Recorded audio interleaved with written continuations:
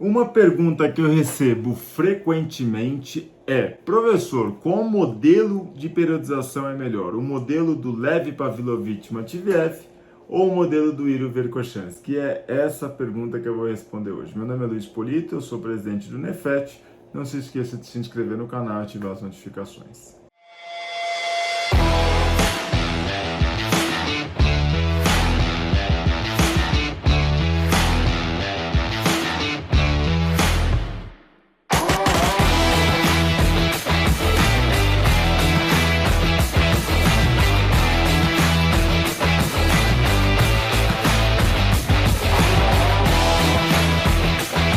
Olha só, né? Uma pergunta que eu recebo diariamente. Professor, é diariamente mesmo, porque eu trabalho muito com o ensino da periodização e muitos alunos perguntam, né?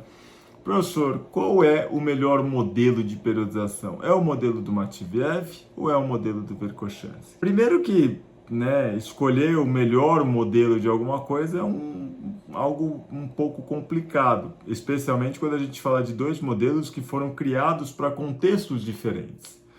Eu costumo dizer que antes da gente ler o primeiro artigo de alguma coisa, a gente tinha que ler o último, né? A gente tinha que ler o primeiro, aquele que foi produzido lá atrás. E quando a gente pensa na questão, né, da periodização, o Matveev, para mim, ele sempre vai ter, né, um lugar especial, porque ele foi o primeiro a efetivamente popularizar a periodização. Não foi o primeiro a falar de periodização, longe disso, né? A gente já tinha lá Vorobiev falando de periodização, mas ele foi o primeiro a popularizá-la. A partir da tradução, ele tinha um livro, né, e esse livro foi traduzido para o inglês, e o mundo lê inglês, né, não lê russo. E a partir daí começou-se a popularização da periodização. E a gente também não pode esquecer que o Matveev ele veio de um período onde tinha-se o objetivo, né, de periodizar o treinamento esportivo para os Jogos Olímpicos. Né, porque havia um período ali de, né, como sempre houve, na minha opinião, a briga lá entre Estados Unidos e União Soviética. Você tinha, né, por um lado você tinha o capitalismo, por outro lado você tinha o socialismo, e um queria mostrar que o regime, né, o regime de poder era melhor do que o outro.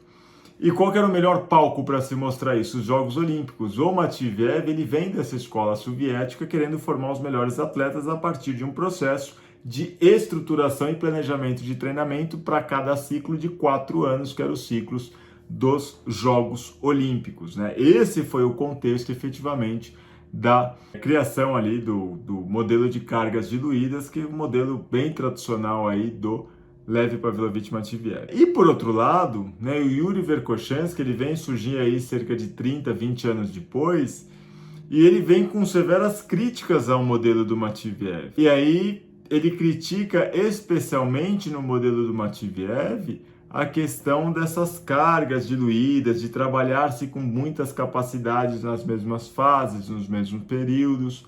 E aí o Verkhoshansky ele diz o seguinte: olha, o importante para o esporte não é você ter um pico de força, de desempenho, seja lá o que for, a cada 4 anos. Você tem várias competições. Obviamente que quando o Yuri Verkhoshansky surge, o contexto e a realidade do mundo esportivo já era diferente de quando o Matveev tinha escrito as primeiras obras dele. E aí a pergunta que eu faço é: será que o Matveev não teria escrito, né, não teria visto? A gente não pode julgar o passado com o olhar do presente. Essa é uma santa ignorância, como já dizia, né, o ilustre Albert Einstein. Então, o que a gente precisa é entender o contexto do Matveev e, posteriormente, entender que as críticas que Verkhoshansky fazia a Matveev eram críticas construtivas e que tinham sentido. Especialmente porque o mundo esportivo era diferente. E o Verkhoshansky dizia: o atleta não pode ter um pico de desempenho a cada 4 anos, o cara tem que ter vários picos de desempenho por ano. E aí ele criou blocos de treinamento, e daí que vem, né, esse nome popular de modelo de periodização em blocos do Yuri Verkhoshansky, que foi depois, passou por uma releitura do próprio professor Vladimir Issurin, em que ele releu, né, esse bloco para um modelo que a gente chama de ATR, que é acumulação, transmutação e realização, que tem elementos muito próximos da periodização em blocos, só que diferentemente da bloco tradicional, ele também tem uma aplicabilidade para capacidade cardiorrespiratória. Professor, como assim? Então quer dizer que o modelo em bloco, ele não contempla cardiorrespiratório? O modelo em bloco tradicional, não. Quem contempla o modelo cardiorrespiratório é o ATR. O modelo em bloco tradicional ele vai contemplar duas capacidades físicas, não é uma como a grande maioria pensa.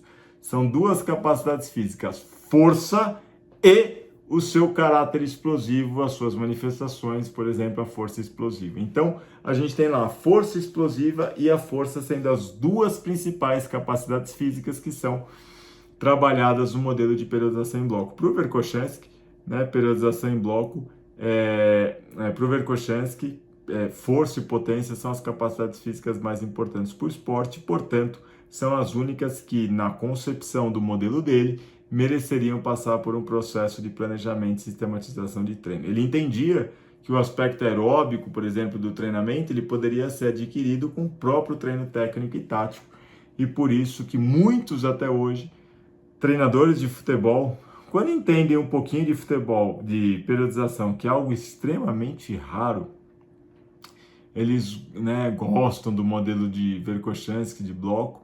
Eu me recordo que, salvo engano, no Esporte Clube Pinheiros, que é um grande clube aqui da cidade de São Paulo, que é um clube, né, que tem uma formação esportiva muito boa, os próprios esportes coletivos passavam por um modelo de periodização em bloco. Talvez porque organizacionalmente, perante o calendário dessas competições, seja mais viável, mas há, né, uma contrapartida em relação a isso. Beleza, então respondendo a pergunta Matviev versus Verkhoshansky, eu acho que eu ficaria neutro nessa disputa aí, é lógico, eu sou esperto, né? Eu pego o que cada um tem de melhor e crio o melhor modelo de periodização para o meu atleta, para o meu paciente, para o meu cliente, para o meu aluno. Né? Na periodização a gente não pode vestir a camisa do clube de futebol e falar eu sou desse, eu sou daquele. Na verdade, você precisa ser do conhecimento e todos eles, sem dúvida nenhuma, contribuíram igualmente para que a gente tivesse desenvolvido as ciências do exercício do esporte como a gente conhece hoje e pudesse, né, aplicar de forma tão satisfatória. A única coisa é os caras escreveram esse negócio na década de 30, na década de 40, 50, 70, né? Cabe nós aplicarmos. Mas para isso a gente precisa conhecer profundamente o conceito de cada um deles. Então, se você quer saber mais sobre periodização, não deixe de conferir aqui, né, na descrição do vídeo. A gente tem um link da primeira e a maior certificação livre em periodização e treinamento do Brasil. Um grande abraço, fica com Deus e até a próxima oportunidade, se Deus quiser.